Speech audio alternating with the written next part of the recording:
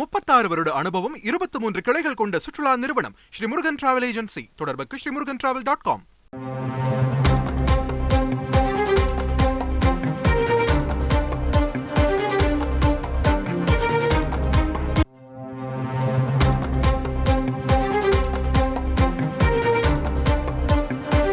அமைச்சருக்கும் அதே போல தமிழ்நாடு ஆளுநருக்கும் கண்டனம் தெரிவித்திருக்கிறார். மத்திய நிதியமைச்சர் நேற்று மாலையிலிருந்து வைத்த குற்றச்சாட்டு என்பது கோவில்களில் ராமர் கோவில் கும்பாபிஷேக விழா காட்சிப்படுத்துவது மற்றும் மற்ற விசேஷங்களுக்கு தடை இருக்கிறது என்று குற்றஞ்சாட்டியிருந்தார். அதற்கு பதிலடி கொடுத்திருக்கிறார் முதலமைச்சர். தமிழ்நாடு ஆளுநர் இன்று காலை கோதண்டராமசுவாமி திருக்கோயிலுக்கு சென்றதாகவும் அங்கு அடக்குமுறை தெரிவதாகவும் அவர் குறிப்பிட்டிருந்தார். அதற்கும் முதலமைச்சர் பதில் சொல்லியிருக்கிறார். ஆளுநரை குறிப்பிட்டும் பதில் சொல்லியிருக்கிறார்.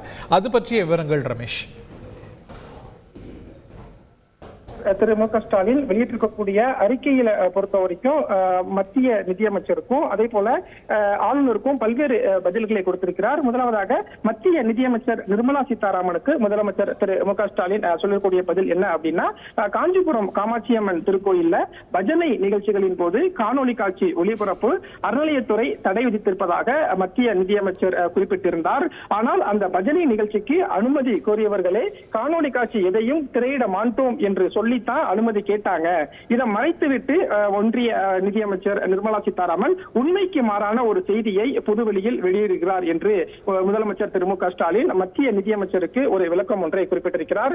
குறிப்பாக திட்டமிட்ட வதந்தி, பொழுது விடுவதற்குள் பொய் என்று பல்வேறு விஷயங்களை பரப்பி வருவதாகவும் குறிப்பிட்டிருக்கக்கூடிய முதலமைச்சர் திரு மு க ஸ்டாலின் இந்த பொய் பரப்புரைக்கு சென்னை உயர்நீதிமன்றமே கண்டனம் தெரிவித்துள்ளதையும் தமிழ்நாட்டை என்றென்றும் அமைதி பூங்காவாக திகழச் செய்யும் மத நல்லிணக்க எண்ணம் கொண்ட மக்கள் கவனத்தில் கொள்ள வேண்டும் என்றும் முதலமைச்சர் அந்த அறிக்கையில் சுட்டிக்காட்டியிருக்கிறார். அதே போல பக்தி என்பது மகிழ்ச்சிக்கும் அமைதிக்குமானது மட்டுமே, சமூகத்தில் நிலவும் சமநிலையை சீர்குலைப்பதற்காக அல்ல என்றும் முதலமைச்சர் திரு மு க ஸ்டாலின் அந்த அறிக்கையில் சுட்டிக்காட்டி, சிறப்பு பூஜைகளுக்கு எந்த தடையும் விதிக்கப்படாத நிலையில் தவறான பரப்புரையால் சட்டம் ஒழுங்கு சீர்கேட்டிற்கு வழிவகுத்திடக் கூடாது என்று உயர்நீதிமன்றம் கண்டனம் தெரிவித்ததையும் அந்த அறிக்கையில் முதலமைச்சர் திரு மு க ஸ்டாலின் சுட்டிக்காட்டியிருக்கிறார். அதே போல ஆளுநர் இன்று மேற்கு மாம்பலத்தில் இருக்கக்கூடிய கோதண்டராமன் கோயிலுக்கு சென்றிருந்தார். அப்போது அங்க இருக்கக்கூடிய அர்ச்சகர்களும் அதே போல கோவில் ஊழியர்களும் முகத்துல பயம் தெரிகிறது என்று சொல்லியிருந்தார். அதற்கும் முதலமைச்சர் திரு மு க ஸ்டாலின் ஆளுநருக்கு ஒரு விளக்கம் ஒன்றை கொடுத்திருக்கிறார்.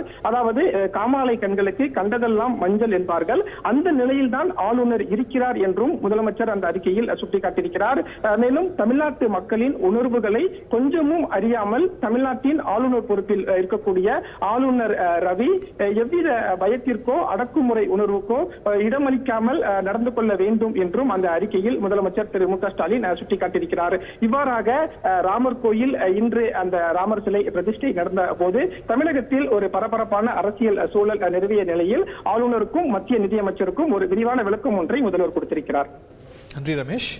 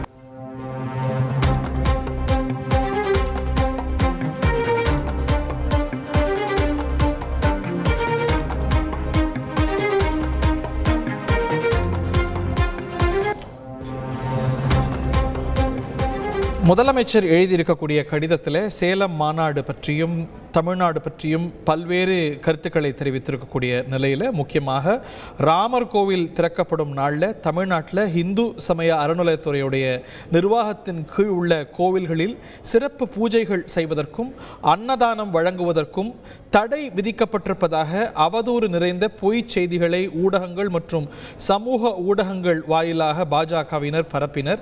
மாநாடு அரங்கில் இருந்தாலும் தன் துறையின் பணிகளை ஒவ்வொரு நொடியும் மேற்கொண்ட செயல் பாபு என்று அழைக்கப்படும் சேகர் பாபு அவர்கள் உடனடியாக அந்த அவதூறு பரப்புக்கு மறுப்பு தெரிவித்தார் என்றும் ஒரு வதந்தியை பெரிதாக்கி இருக்கிறார் மத்திய நிதியமைச்சர் என்றும் ஆளுநருக்கும் தன்னுடைய கண்டனத்தை தெரிவித்திருக்கிறார் முதலமைச்சர் மு.க. ஸ்டாலின். 36 வருட அனுபவம், 23 கிளைகள் கொண்ட சுற்றுலா நிறுவனம் ஸ்ரீ முருகன் டிராவல் ஏஜென்சி. தொடர்புக்கு ஸ்ரீமுருகன்டிராவல்.com.